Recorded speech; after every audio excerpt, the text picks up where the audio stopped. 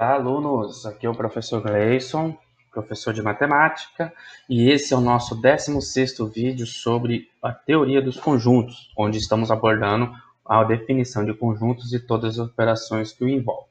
Agora a gente chegou na parte final, onde nós iremos abordar os intervalos reais. O que são os intervalos? Os intervalos surgiram da necessidade de se representar novamente os conjuntos. Nós vimos que, como nós estávamos abordando anteriormente, os conjuntos numéricos eles começaram aqui com os naturais, que são representados pelas letras N, né? Então, esses números a gente representava lá dentro da teoria dos conjuntos. Quando precisou ampliar esse conjunto, a gente passou a usar o conjunto dos números inteiros, que é representado pela letra Z. Até aí tudo bem. Depois, na necessidade de preencher a reta numérica, criou-se o conjunto Q, que são os racionais. Esse conjunto já trouxe um problema para a gente. Por quê? Até o presente momento anterior, a gente tinha o zero dividindo o eixo. Aqui você tinha o menos 1, aqui você tinha 1. Aqui você tinha o menos 2, aqui a gente tinha o 2. E quando você fazia um conjunto A com os números compreendidos entre menos 2 e 2, você viria menos 2, menos 1, 0, 1 e 2. Mas com o conjunto dos números racionais, procurou-se preencher essas lacunas. E nós vimos que ainda ficaram alguns pequenos buracos que foram preenchidos com o conjunto dos números irracionais, e tudo isso junto. Então, para ficar um único conjunto que tivesse todos dentro, criou-se o conjunto dos reais. Qual é o problema aqui agora? Quando eu criar agora o conjunto A, compreendido entre os números menos 2 e 2, não são só esses os números que existem. A partir desta definição, a quantidade de números aqui ficou infinita. Esse é o símbolo do infinito, tá? Ficou infinita. E aí a gente passou a ter um problema. Como é que eu vou representar o infinito aqui dentro? Então, essa foi uma maneira que se encontrou para poder representar conjuntos com infinitos elementos. Então, são os intervalos. Os intervalos, eles são bem fáceis de compreender e visualizar.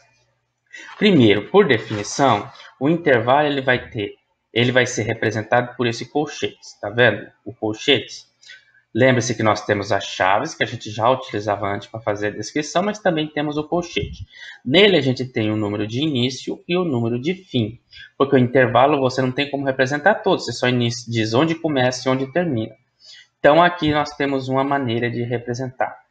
Além da gente ter que considerar agora, já que estamos falando de infinitos números, antes do A, ou lá no nosso exemplo, antes do 2, se você tem aqui a reta real, antes desse 2, tem um outro número aqui. Um número tão próximo, que é quase 2, mas não é o 2 ainda, é menos 1,99999 por infinito. Vamos poder, digamos que seja uma dízima periódica para o infinito representando 9. Então eu tenho que, a partir da minha definição agora, dizer o menos 2, ele está incluso, e o 2. Aqui estão os dois intervalos, né? O final, limite superior e limite inferior. O menos 2 pertence ao conjunto ou ele é só o limite que define onde esse conjunto deve iniciar?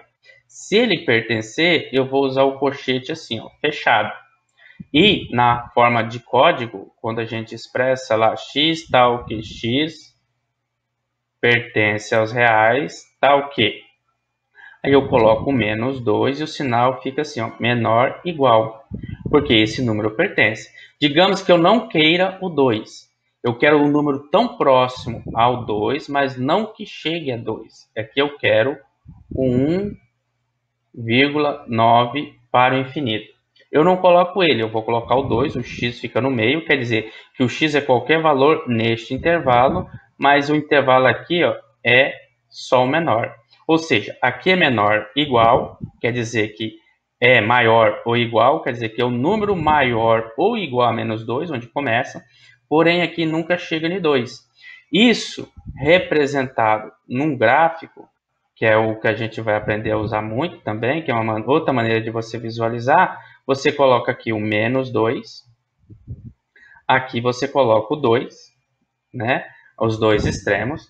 Aí eu vou mudar a cor. Vamos colocar aqui, ó. O menos 2, como você vê, ele é menor ou igual, ele faz parte. Então, esse intervalo a gente diz que ele é fechado aqui.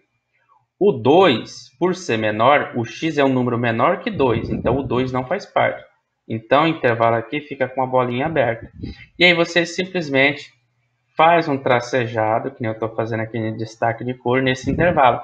Então, são todos os números que desde o menos 2, incluindo o menos 2, até o 2, excluindo o 2. Então, essa é uma maneira de você representar intervalos. E aqui, neste caso, como o 2 não entra, o colchete fica virado para trás. Ó. Tá vendo? O colchete fica para fora. Quando entra, o número faz parte, o colchete fica para dentro. Então, essas são as maneiras da gente representar os intervalos. Então, você pode ter um intervalo com os dois extremos fechados. Então, veja, o colchete está fechado. Então, a bolinha de A e a de B é preenchida. E os infinitos números desse intervalo pertencem. E se a gente usar como código, vai usar o menor ou igual nos dois casos. Pode estar os dois abertos, ou seja, eles serem limites, mas não pertencerem. Então, as bolinhas ficam abertas no preenchimento de cada letra. Você preenche o interior. Os infinitos números aqui servem ao conjunto, só o A e o B que não. E na representação por código, você não usa o sinal igual abaixo do menor, apenas o menor. O intervalo pode ser fechado à esquerda, né? Olha aqui, está fechado igual esse exemplo que a gente acabou de fazer lá. Está fechado aqui e aberto aqui. Então, você representa dessa forma. Menor igual onde fica fechado, com o colchete para dentro. Menor só onde fica aberto, colchete para fora, bolinha aberta. O intervalo também ele pode ser aberto aqui no A, ó, pode ver bolinha aberta no A, colchete para fora no A, só o sinal de menor. E fechado no B, então bolinha deitada no B, colchete para dentro no B, menor e igual. Essas são as três formas de você fazer. Aqui é por simbólica, aqui é por código e aqui é no gráfico, tá? Também temos a questão dos intervalos ilimitados. Nesse caso aqui, ó, x pertence a reais, tal o quê? X é menor que igual a A. Não se fala nada só da onde começa, só se fala onde termina, que x é menor que A. Então vai para o infinito. Então a gente representa isso como infinito negativo. O infinito negativo está à esquerda. Por quê? Lembra-se, nossa reta real, novamente, para aqui está o zero, né?